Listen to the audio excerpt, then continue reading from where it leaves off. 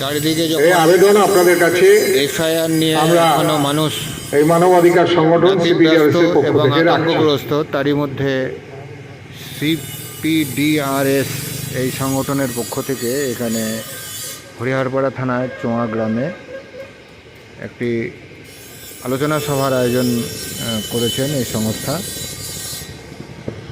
দেখতে পাচ্ছি আমরা মানুষজন উপস্থিত হচ্ছে এখানে। আমরা একটু শুনবো ইনারা এসআইআর সম্পর্কে কি বলতে চাইছেন। যেদিন থেকে আমাদের সমাজে সম্পত্তি এসেছে,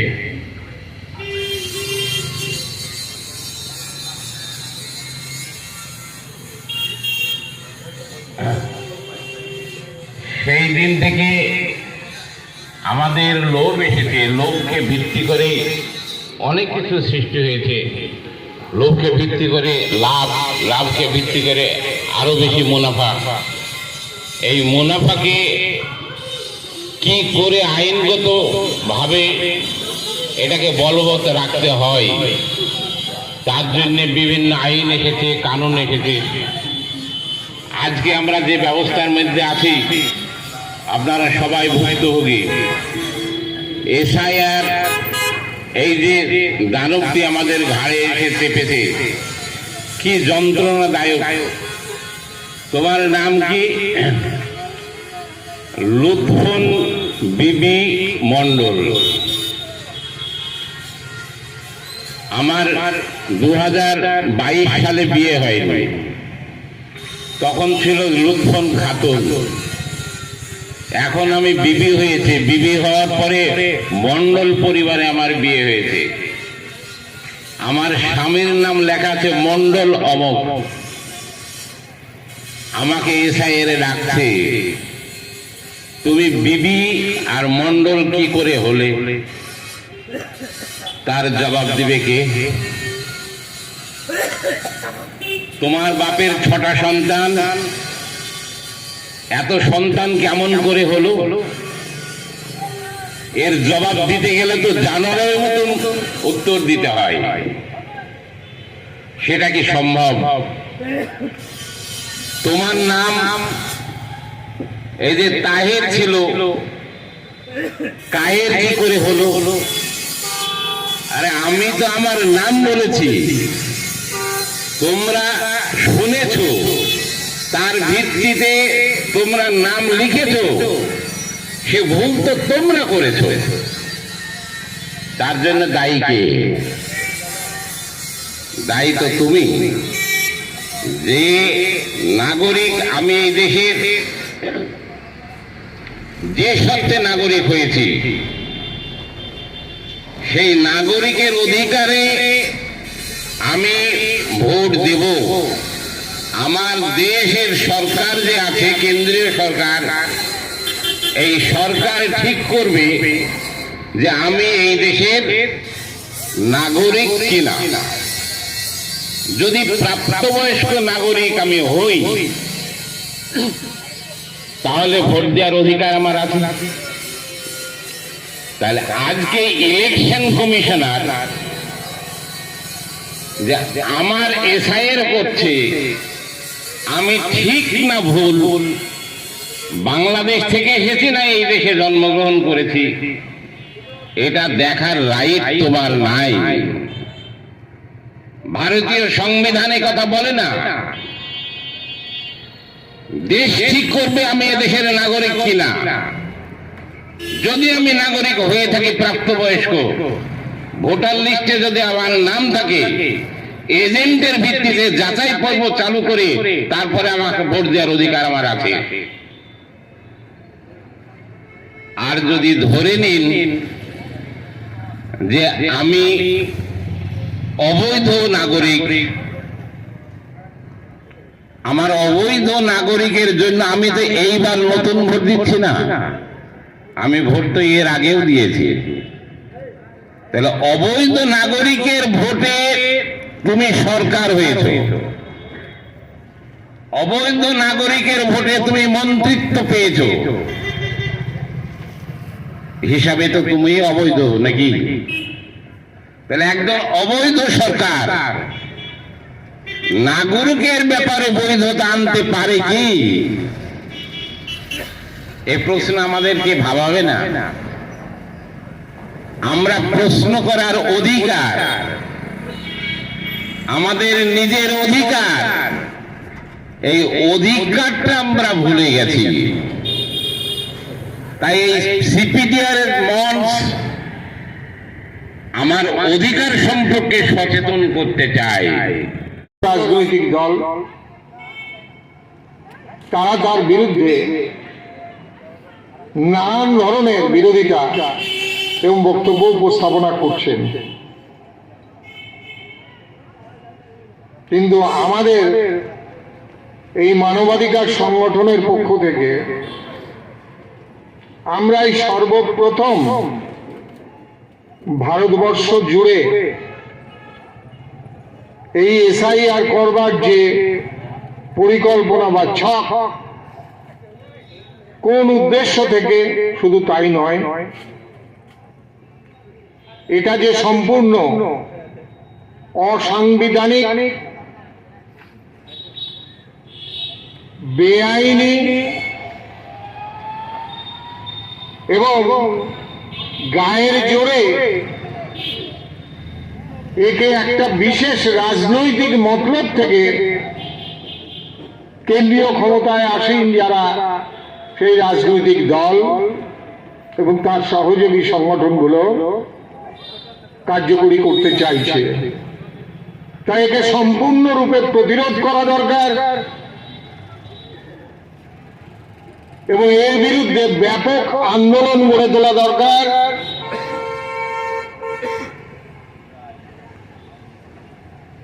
এবং তার সপক্ষে এই জনমত সংগঠিত করবার জন্য আমরা আয়োজন করছি এবং সেই প্রয়োজনের অনুমতি থেকে আমরা নানা ধরনের কর্মকাণ্ড সমগ্র দেশে, রাজ্যে, আমাদের মুর্শিদাবাদ জেলারও বিভিন্ন প্রান্তে আমরা সংগঠিত করছি। যেহেতু আমাদের এই সংগঠন তাদের নামের সাথে শুধু না, তাদের কর্মকাণ্ডের সাথে বিশেষভাবে গুরুত্ব দিয়ে যে বিষয়টিকে চর্চা করে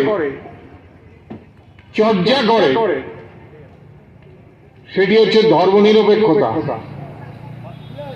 তাই ধর্মের প্রশ্নে আমাদের সুনির্দিষ্ট বক্তব্য যে ধর্ম হবে মানুষের ব্যক্তিগত বিশ্বাস এবং সেই বিশ্বাসের ভিত্তিতে কোনো একক ব্যক্তি বা কোনো গোষ্ঠী তারা তাদের নিজের বিশ্বাসের মত অনুসারে ধর্ম পালন করবেন, সেটা তাদের একান্ত নিজস্ব বিষয় এবং গণতান্ত্রিক অধিকার ও রাষ্ট্র তাকে প্রোটেকশন দেবে। কিন্তু কোনো শর্তেই রাষ্ট্র বা সরকার কোনো ধর্মের পক্ষে বা বিপক্ষে কোনো মতামত পোষণ করবে না, তাকে প্রশ্রয় দেবে না, তার সপক্ষে কোনো প্রচার করবে না। এই যে ধর্মনিরপেক্ষতার প্রশ্ন, এটাকে আমরা অত্যন্ত গুরুত্ব দিয়ে দেখি।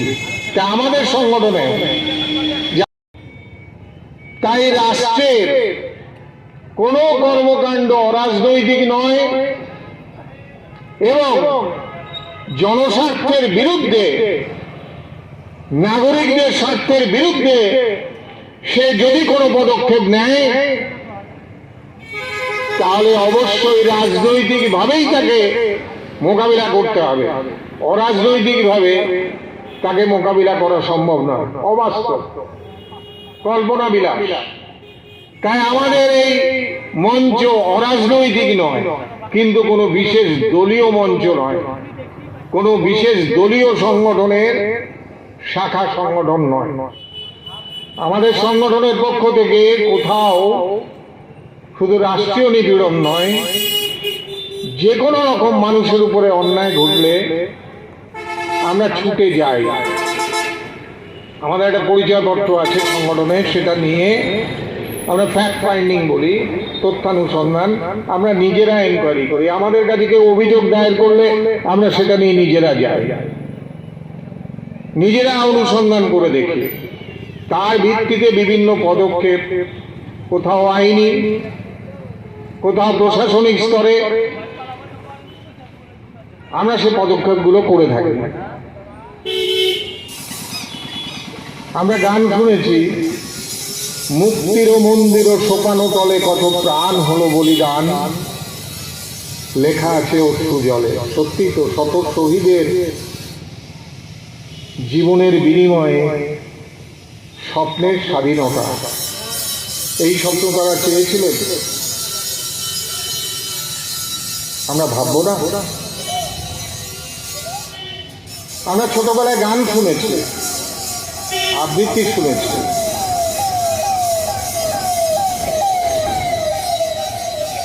নানা ভাষা, নানা মত, নানা পরিধান, বিবিধের মাঝে দেখো মিলন মহান। দেখিয়া ভারতে মহা জাতির উত্থান, জগজন মানিবে বিস্ময়, আমরা পড়েছি। আর আজকে সমগ্র বিশ্ব তাকিয়ে দেখছে ভারতবর্ষে এই পরিণতি। এরকম একটা জাতি গঠনের স্বপ্ন ক্ষুদিরামরা দেখেছিলেন, আশফাকুল্লাহরা দেখেছিলেন, ভগৎ সিংরা দেখেছিলেন, সিআর দাসরা দেখেছিলেন, নেতাজি সুভাষ সমস্ত কিছুকে উপেক্ষা করে তিনি যে জীবন উৎসর্গ করেছিলেন এই স্বাধীনতার স্বপ্ন। স্বাধীনতার বয়স কত হলো হিসাব করলে ৭৮ বছর। আমার এখনো বয়স ৭৮ হয়নি, তা ৮০ ছুঁই। তা মানুষটাকে তো বৃদ্ধ বলতে হবে, অপরিণত নয়। স্বাধীনতার সংজ্ঞা কি? এই স্বাধীনতা সম্পর্কে কনসেপ্ট কি এসেছে? বিস্তৃত আলোচনায় যাওয়ার সুযোগ নেই। একটু ঠান্ডা, যদিও আজকে তুলনামূলক একটু ঠান্ডাটা কম লাগছে। দেখুন, আমরা এখানে একটা কথা বলেছি এবং মানবাধিকার এই সংক্রান্ত ধারণা যদি আপনাদের মধ্যে না থাকে, তাহলে এসআইআর নিয়ে আমাদের যে বক্তব্য, আমাদের যে দৃষ্টিভঙ্গি, যার ভিত্তিতে আমরা এসআইআর এর বিরোধিতা করছি, আরো ৫ জন যারা এসআইআর এর বিরোধিতা করছে, তাদের সাথে পার্থক্য কোথায়? আপনারা কি করে বিচার করবেন? বিচারের মাপকাঠি যদি না থাকে, বিচার করা যাবে না। তা দেখুন, আমি আপনাদের ইতিহাসের একটি ঘটনা খুব সংক্ষেপে একটু ছুঁয়ে যেতে চাই। মানব ইতিহাসে, মানে মানবাধিকার তো মানুষের অধিকার, তা মানব সমাজের ইতিহাসের বিকাশের ধারা যারা অনুসন্ধান করেছেন, সেখান থেকে যা আমরা পেয়েছি এ যাবৎ বিজ্ঞানসম্মতভাবে, যে মানুষই একমাত্র প্রাণী যাদের বিচার করে ক্রিয়া করার ক্ষমতা আছে। অন্য প্রাণীরা প্রকৃতির নিয়ম দ্বারা নিয়ন্ত্রিত, মানুষ তা নয়। প্রকৃতির নিয়মের ঊর্ধ্বে নয়, কিন্তু তার ক্রিয়াটা হয় সেই নিয়মকে বিচার করে তার ভিত্তিতে। তাই তার প্রাথমিক অভিজ্ঞতা হচ্ছে একা বাঁচা যাবে না, আমাদের জোট বেঁধেই বাঁচতে হবে। এই জোট কিন্তু মৌমাছি বা পিঁপড়ের মতন নয়, বা হাতির পালের মতন নয়, এখানে একটা চেতনা কাজ করেছে। এবং তার ভিত্তিতে আদিম মানুষ টিকে থাকবার জন্য, তার অস্তিত্ব রক্ষা করার জন্য জোটবদ্ধ হয়েছে। শুধু নয়, তখন তো প্রকৃতি সৃষ্ট উৎপাদন, তাকে সংগ্রহ করা,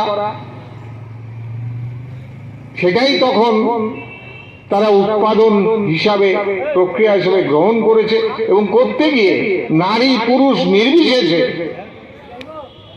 তারা একে অন্যের সাথে সম্পর্ক স্থাপনা করেছে, সম্পর্কিত হয়েছে।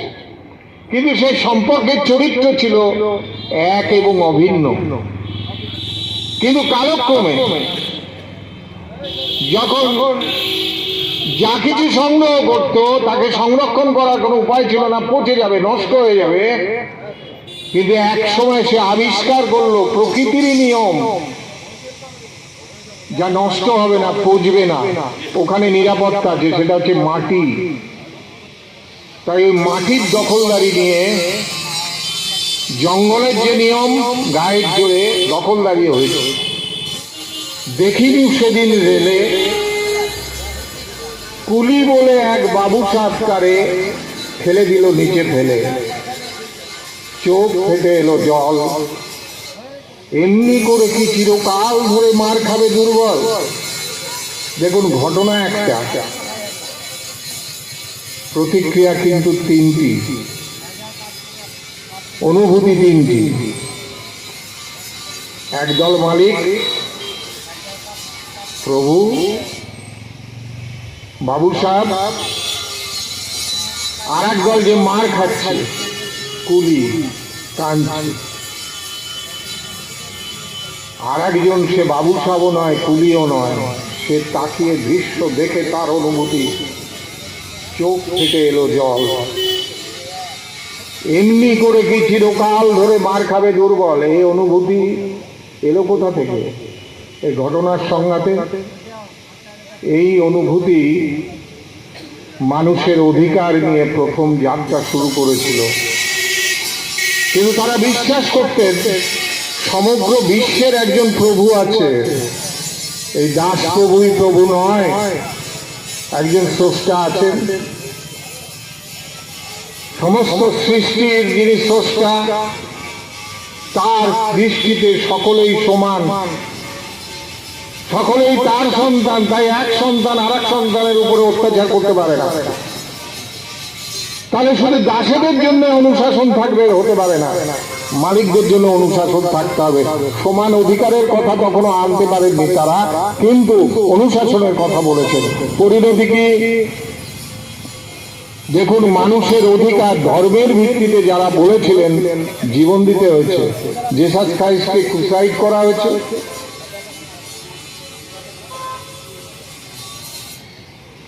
মক্কা ছেড়ে জীবন রক্ষার্থে নিজের বংশ, কুরাইশ বংশের হাত থেকে বাঁচার জন্য হযরত মুহাম্মদকে মদিনা যেতে হয়েছিল।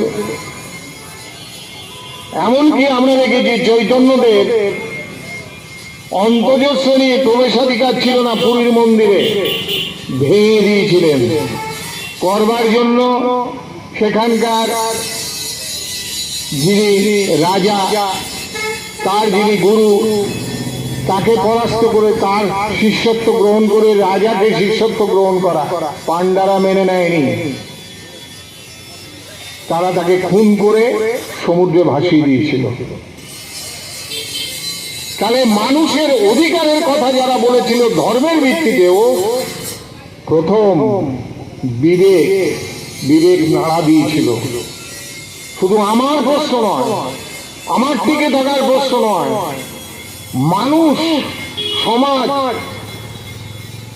সেখানে প্রত্যেকের অধিকার থাকবে মানুষ হিসাবে মাথা উঁচু করে বেঁচে থাকবার।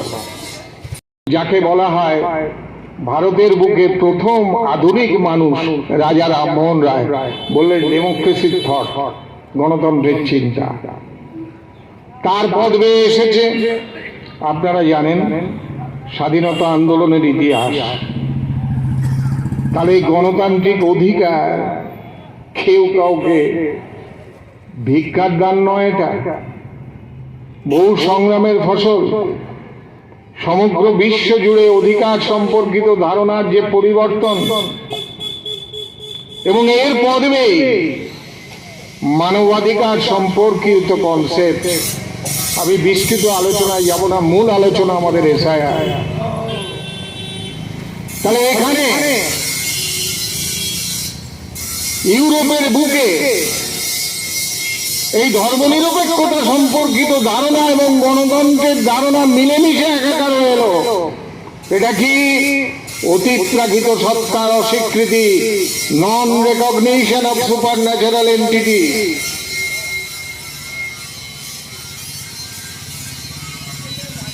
ধর্ম হবে মানুষের ব্যক্তিগত বিশ্বাস, রাষ্ট্র কোনো ধর্ম থাকবে না, রাষ্ট্র ধর্মের যে নির্দেশ তার দ্বারা পরিচালিত হবে না, কাউকে উৎসাহিত করবে না, অনুৎসাহিত করবে না। ব্যক্তিগত বিশ্বাসকে গণতান্ত্রিক অধিকার হিসাবে প্রতিপালনের সে সুরক্ষা দেবে। এটা কনসেপ্ট ডেমোক্রেসি। ধর্মনিরপেক্ষতা সম্পর্কে কনসেপ্ট তাই, ধারণা তাই। আর এর সাথে রাষ্ট্র কিছু অধিকার তাকে দেয়, যাকে নৈতিক অধিকার বলা হয়। এই দুটো মিলিয়ে হয় মানবাধিকার সংক্রান্ত কনসেপ্ট। তাহলে 47-এ আমরা স্বাধীনতার পরে যখন 50 সালে সংবিধান গৃহীত হলো, সেই সংবিধানে আমাদের নাগরিক অধিকার হিসাবে একটা অধিকার দেয়া হলো। সেটা কি? ওই যে ডেমোক্রেসির concept, for the people, of the people, by the people. জনগণের জন্য, জনগণের মধ্যে থেকে জনগণের দ্বারা নির্বাচিত প্রতিনিধি তারা আইন রচনা করবে আইনসভায়, এবং সেই আইনের চোখে সকলে সমান। All we are equal in the eye of law. এখানে সাম্য মানে ইকুয়ালিটি, গরিব বড় লোক। তাহলে সে আইন রচনা করব আমরা কি করে করব? এই দেখুন, সংবিধানের 324 থেকে 329 এই 6টি অনুচ্ছেদে বলা হলো ভারতীয় জনপ্রতিনিধিত্ব আইন কাকে বলে। এই যে ভোট দিয়ে যা কিছু হচ্ছেন এর মধ্যে। এখন ভোট যে দেব, স্বাভাবিকভাবেই ভোটার তালিকা তৈরি করতে হবে। প্রথম নির্বাচন কমিশনার হলেন 52 সালে প্রথম নির্বাচন হয়েছিল ভারতবর্ষের সুকুমার সেন। তিনি বললেন, নাগরিকদের দায়িত্ব নয়, রাষ্ট্রের দায়িত্ব নাগরিকদের নাম নথিভুক্ত করা। বাড়ি বাড়ি যাও, নাগরিকদের নাম নথিভুক্ত করো। খেয়াল করুন, আমার দায়িত্ব না ভোটার লিস্টে নাম তোলার, রাষ্ট্রের দায়িত্ব নাগরিক হিসাবে আমার নাম নথিভুক্ত করা। এটাই ছিল কনসেপ্ট। দায়িত্ব কার? রাষ্ট্রে। কিভাবে করবে? তার পদ্ধতি কি? শুধু কি একটা ওরকম তালিকা তৈরি করলে হবে? না, তার পরিমার্জনের দরকার আছে। কারণ যে মানুষগুলো মারা গেলেন তাদের নাম তালিকায় থাকবে? থাকবে না, বাদ দিতে হবে। নতুন প্রজন্ম জন্ম হলো, 18 বছর হয়ে গেল, প্রাপ্তবয়স্ক, তার নাম নথিভুক্ত করতে হবে। কেউ এক জায়গা থেকে আরেক জায়গায় স্থানান্তরিত হয়ে গেল, তাকে এখান থেকে এটা আরেক জায়গায় দিতে হবে। তাহলে পরিমার্জন অবশ্যই দরকার। হয়নি? দেখুন, সংবিধানে 3টা প্রক্রিয়ায় এই পরিমার্জনের কাজ নিয়মিতভাবে হয়ে এসেছে। একটা হচ্ছে আইআর, ইন্টেন্সিভ রিভিশন, নিবিড়ভাবে সংশোধন করা। পুরনো ভোটার লিস্ট নষ্ট করে দাও, নতুন নাম নথিভুক্ত করো, এই ইন্টেন্সিভ রিভিশন। আর একটা হচ্ছে সামারি ডিভিশন, সংক্ষিপ্ত পরিমার্জন, যে লিস্টটা আছে তার সাথে মানে যোগ বিয়োগ, সংযোজন, সংশোধন, বিয়োজন হয়েছে। আর একটা হচ্ছে কন্টিনিউয়াস রিভিশন, আপনি সারা বছর ধরে নির্বাচন দপ্তরে গিয়ে আপনার নাম সংশোধন করাতে পারেন, নথিভুক্ত করাতে পারেন, বিয়োজন করাতে পারেন। এ তো হয়ে এসেছে। তাহলে কি এসআইএম নেই? এসআই সংবিধানে নেই? হ্যাঁ, আছে। কি ক্ষেত্রে আছে? সুনির্দিষ্টভাবে বলা আছে সারা দেশের জন্য এসআই আর চলবে না। কোথাও যদি বিশেষ ক্ষেত্রে প্রাকৃতিক কারণে হোক বা অন্য কোনো কারণে হোক সেখানে জনবিন্যাসের পরিবর্তন ঘটেছে, অর্থাৎ যে জনসংখ্যা ছিল সেটা আর নেই, যা ছিল তা নেই, পরিবর্তন ঘটে গেছে। কিরকম? যেমন ধরুন তারানগরে ভেঙে গেছে, তারাও তো ভোটার, তারাও তো নাগরিক, কোথাও না কোথাও গেছে, কোথায় গেল? এই বিশেষ ক্ষেত্রে এসআইআর হবে। ইতিপূর্বে কি ভারতবর্ষে কখনো এসআইআর হয়েছে? হ্যাঁ হয়েছে, 8 বার 8টি ক্ষেত্রে হয়েছে। সারা দেশ জুড়ে এসআইআর না হয়নি, 2002-এও হয়নি, 2003-এও হয়নি, অথচ ওরা বলছেন 2002-এ নাকি এসআইআর হয়েছে। বাংলা ভোটার লিস্ট 2002-এর বের করুন, কি লেখা আছে? বিশেষ আমূল সংশোধন।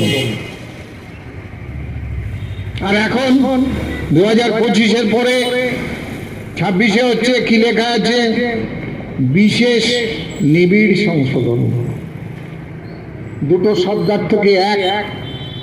তাহলে এসআইআর হলে তো একই থাকত, এটা হলো কেন? দ্বিতীয় কথা, কোথাও বলা নেই সংবিধানে নির্বাচন কমিশনের দায়িত্ব কে নাগরিক না ঠিক করা, তার দায়িত্ব শুধু নাগরিকদের নাম নথিভুক্ত করা। নাগরিককে নাগরিক না চ্যালেঞ্জ করলে দেখার দায়িত্ব স্বরাষ্ট্র দপ্তরের, নির্বাচন দপ্তরের নয়। এ নিয়ে বহু ঘাটাঘাটি হচ্ছে। তাহলে আজকে তুমি নাগরিকত্ব দেওয়ার জন্য চেষ্টা করছো না নাগরিককে বেনাগরিক করার চেষ্টা করছো? এবারও সুপ্রিম কোর্ট যেটা বলেছে যে সত্যি এপিক কার্ড, আধার কার্ড যেগুলো সহজলভ্য নথি, সেগুলোকে কেন গ্রহণ করা হবে না? এই 13টা এই জটিল জিনিস সকলের কাছে থাকে না। আছে ধরুন পাসপোর্ট, পাসপোর্ট তৈরি হচ্ছে তো আধারের ভিত্তিতে। ভোটার এপিক যাকে বেস করে তুমি পাসপোর্ট না নথি স্বীকৃতি দিচ্ছ, তুমি এপিক দিচ্ছ না। আর একটা কথা ভেবে দেখো, 80-র দশকের কথা আপনাদের মনে আছে? শেষের দিকে একজন আমলা শির দ্বারা সোজা থাকলে কি হয় দেখুন, তার নাম টি.এন. সেশন। তিনি ছিলেন প্রধান নির্বাচন কমিশনার। তিনি বললেন যে ভারতবর্ষের নাগরিকদের একটা প্রামাণ্য নাগরিক পরিচয়পত্র তো নেই, অথচ তাদের ভোটে আমরা নির্বাচিত হই বা নির্বাচিত হয়ে সরকার চালানো হয় অমুক তমুক, তাদের একটা প্রামাণ্য নথি তো দেওয়া উচিত যে আমি ভারতবর্ষের নাগরিক, এটা আমার পরিচয়পত্র নেই। তাহলে কি করব?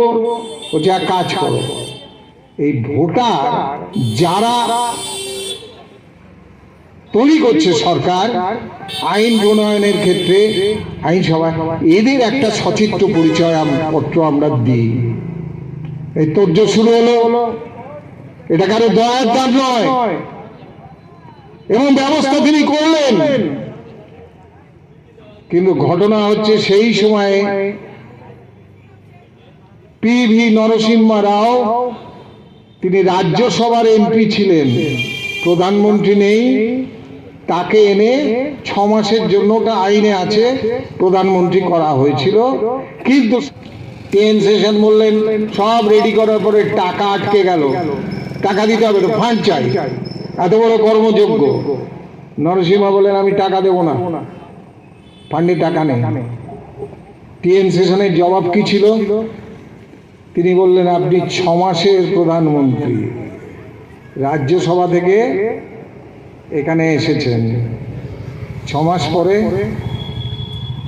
আপনি ওই নির্বাচনটায় জিতে যদি না আসেন, প্রধানমন্ত্রী তো থাকবেন না, নির্বাচনটা ডাকবে কে?